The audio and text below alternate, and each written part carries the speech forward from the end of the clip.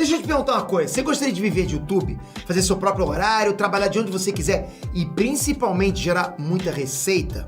Pois é, hoje é a sua chance.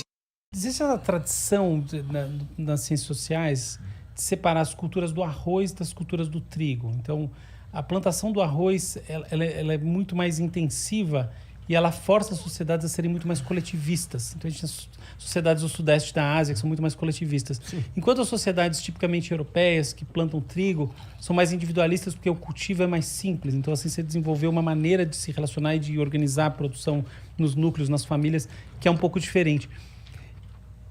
A consequência natural seria assumir que existem diferenças que também vão se expressar do ponto de vista cerebral nessa extensão fenomenológica, que é uma extensão sobre onde está o limite do ser. Como você vê isso daí? Bom, é uma coisa muito interessante, porque eu estou acabando de ler uma série de livros de um historiador que eu não conhecia, até a pandemia, inclusive, o William McNeill, o cara da Universidade de Chicago, que teve o pico da produção dele nos anos 70. E ele tem uma sequência de livros, um dos quais fala exatamente sobre esse tema de eu acho como... isso fascinante.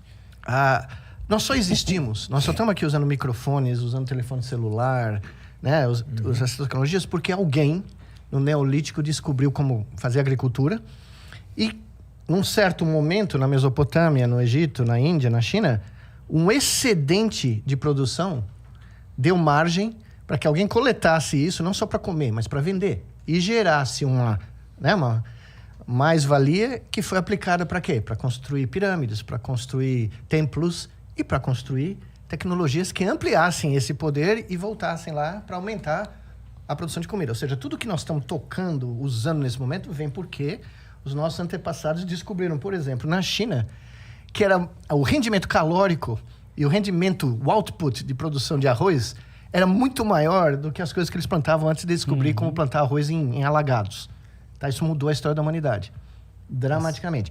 Só que, como você colocou muito bem, diferentes partes do mundo cultivavam diferentes coisas. Ocorre que o grande salto da Europa, aqui vai cair o queixo de todo mundo, eu espero, só vem por causa da descoberta da América. Porque a batata, a mandioca, tudo aquilo que a gente aqui acha, né? Tem um rendimento calórico muito maior do que todas as culturas que existiam na Europa na Idade Média. E como a Europa tinha perdido metade da população para a peste bubônica no século XIV, a conjunção da queda da população e o aparecimento de uma comida altamente calórica permitiu a explosão tecnológica da Europa. Então, o Renascimento, o Iluminismo, a Revolução Tecnológica, a Revolução Industrial... Foi tudo dado por causa da chegada dos caras. A chegada dos caras aonde? No Patropi. Aqui.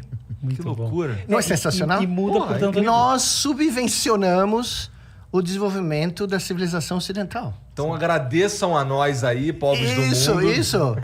Quando a gente fala, né? Quando a gente ouve discursos que hoje são muito comuns, né? Ridicularizando a maneira como os nossos índios vivem da pré-história, né? Numa conexão com a natureza muito mais saudável do que a nossa. Muito mais. Esses caras revolucionaram o desenvolvimento europeu. Sim. Porque foi né? Foi o transporte, a exportação das culturas das Américas, o milho, né? Que esses caras, maíz, né? Que eles chamam, mas é o milho. Milho, batata doce, todas essas coisas que a gente conhece, né? Trivialmente, mandioca. Mandioca portuguesa. Isso gerou o excedente alimentar, energético e monetário que permitiu a Europa ser quem ela é. Perfeito.